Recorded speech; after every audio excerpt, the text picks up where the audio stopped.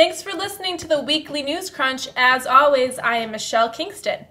As Chris Christie drops out of the race and endorses Romney, as the NBA announces its 2-week delay of the season, and as members of Congress work to stop making bills and start creating dollar coins, there are even more stories I want to discuss tonight.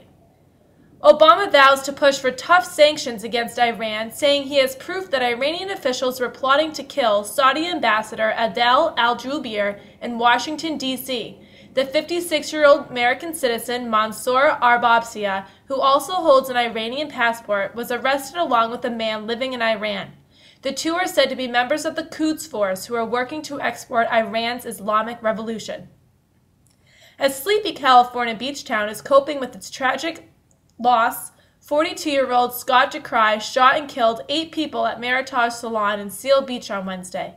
His ex-wife was a stylist there, and the two were in a bitter custody battle over their young son.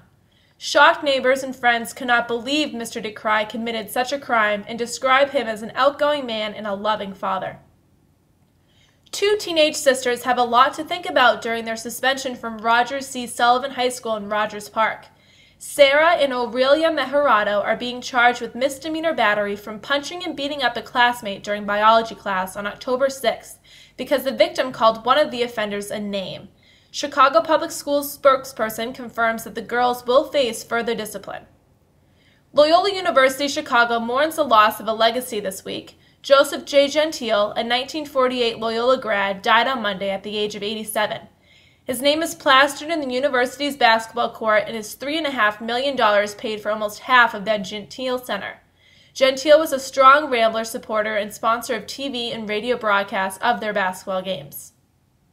A Massachusetts family is still recovering from a Monday afternoon outing at Connors Farms corn maze in Danvers, about 23 miles north of Boston.